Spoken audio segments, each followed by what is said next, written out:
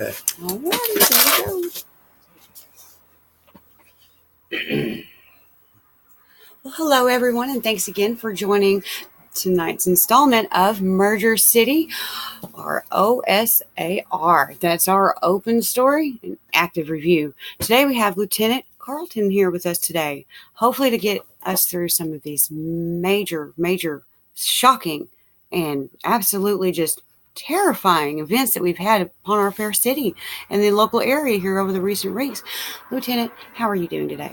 Well as to be expected with all that I've got on my hands, and we've got a lot on our hands here in Murder City right now, as I'm sure you know. Indeed.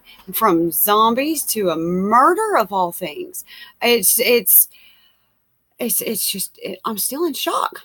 What exactly would our local police department be doing in efforts, at least for the murder? Do we have any information about Well, anything? as I'm sure you know, and everyone by now should know, it was a young woman at the university. The name is still being withheld in respect for the family, but she's 22 years old. Mm-hmm. She was found in one of the dormitories. She was brutally stabbed. It was really horrific. And as I'm sure you're aware, there hasn't been a homicide here in Murder City for 10 years. So this At least came as a shock to the department. But right on the heels of that, this whole zombie outbreak began. And I want to reassure the public, it is contained. It is under control. The forces of the National Guard are here, along with, of course, the Murder City Department. And we've got it under control. So there's no need for the panic, for the people to panic. Everybody can calm down.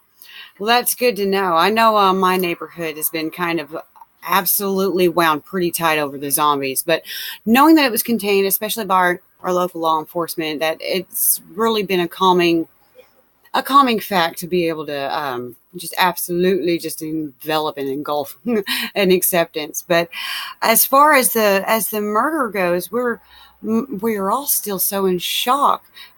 Do we know if this took place like in her housing, or was this on the campus, or? Well, like, as you know, the dormitories are there on the campus, and apparently this was some type of a late night invasion. The body was discovered early in the morning, and apparently the time of death, the best as we've been able to establish, was around 3-4 a.m. So somehow the perpetrator gained access to the dormitory. We're not sure if it's someone she met, someone she knew, how they got in. We haven't yet determined that. We haven't even determined the identity, obviously, of the perpetrator yet, but there is some physical evidence left behind.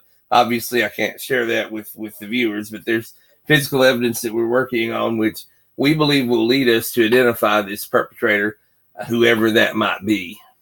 Well, I have all the faith, and I'm sure that the city of Murder City, that the people of Murder City would be more than, on my side whenever I say it. We support our local department, and that we really, truly know that you guys will make sure to find the justice that needs to be had for this young lady. Lieutenant, however, the people did want to know, what exactly are the procedures, types, how did they word that?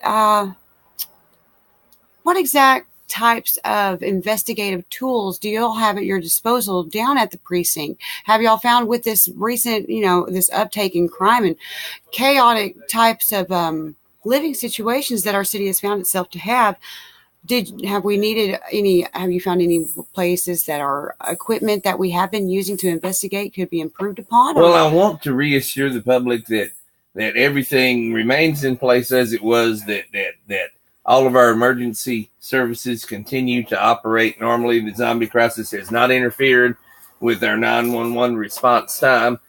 Everything, all the patrols are still in place. As I say, everything is being contained. Everything is under control. And our crime lab is one of the best nationwide. We have the forensic capabilities here in Murder City, not only for DNA testing. And again, I can't reveal what all we have, but put it this way, all of the laboratory testing that is necessary in order to solve this case and identify the perpetrator, we do have the ability to carry that out. And the zombie crisis has not interfered with normal daily operations at the police station. So I want to reassure the public of that. Well, thank you very much for your reassurance. We do appreciate it, Lieutenant. We really do. And it's, folks like you keep us safe at night. We know this.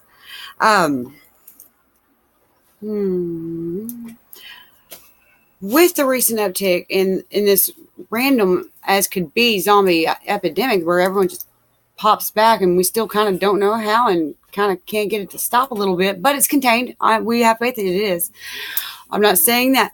With that going on and with this like breakout murder, do you think there might be more rashes of violent goings on that could affect all of the city of murder? Well, let me just say this. Something very definitely is happening. And having been in law enforcement for a period of time now, and I'm sure if you've talked to people who worked in emergency rooms, you know that there's an uptake in violent crime during a full moon, for example. Mm-hmm. Well, I'm telling you, there's a lot of bizarre things going on at this particular moment in time within recent weeks. A large percentage of the public have been having memories, deja vus, dreams, whatever, of events that there's no record of having occurred. They're talking about there having been a murgatroyd serial killer. Well, there's never even been here in Merger City. In Merger City, there hasn't been a homicide in 10 years. So I'm wondering where this stuff is coming from, these impressions, these memories people are having. Well, I'm glad that you brought that up, Lieutenant, because I was gonna see what your thoughts were on this. They called it the theory of duality. I think the scientists have dubbed it. There's many numbers, in the thousands of people all over the globe, not even nationwide, who are remembering the same thing. Each one of them are remembering the same things, or dreaming of the same types of things that just are not real. We've never had that here. I've never even seen some of the things that they're describing, so I don't even know what on earth it would even look like personally. And yet thousands upon thousands are still coming forward, adamant as I can be, that I have not seen any of these things that they describe. They all describe the exact same things. There's a grouping of a few of them that are some of the higher educated, scientists that, are telling us exactly what's going on, that are trying to tell us that they are recalling specific events and everything. And with this new Murder in Light, they've started screaming that this is not the first one. Well, and in fact, our own Dr. Derrickson here at the University of Merger City, has headed up a study in which several hundred people have come forward with their recollections, and this has been studied and documented, and they're analyzing and comparing, and indeed, people who've never met and do not know each other are having common memories. There's definitely something going on. Now, some of these scientists and physicists are indeed speculating in the direction that you're going with this, which I think it's called the Mandela effect or something like that. And that is the idea that perhaps different realities can blend or merge. That is being purported. Again, I lack expertise in those areas. I'm definitely not the man to speak on such matters. I'm very open to interpret it myself, I understand. Because personally, as I go, I can't take anything that I've been presented as fact like this. Because if I don't remember it, then I can't believe that happened, at all. If it didn't occur to me, well, then someone's not telling the truth somewhere. So either someone's telling me that something happened to me, or like my life, or, my fellow citizens' lives, or someone's trying to tell us that nothing, or that something is completely different than what we all know. And yet it's not everybody. However, that's more and more coming out of the woodwork with all their testimonies. And it's absolutely just very conflictive. And as I go personally, I'm not deeming any of it as fact. All I know it as is just the theory of duality for now. But the Mandela effect, I believe in the history books, it did say, they had this issue, As a matter of fact, I'm going to be on a show with Dr. Derrickson this week, Imogene, after having been invited to your show. A man named Les Tomac, I think you may have met him, I'm not sure. He works here at OSAR too. Yeah. And, he's a very charismatic type man. I think the two of you might want to meet each other. Y'all might make a nice I hear he couple. Doesn't quit talking, and apparently neither do I.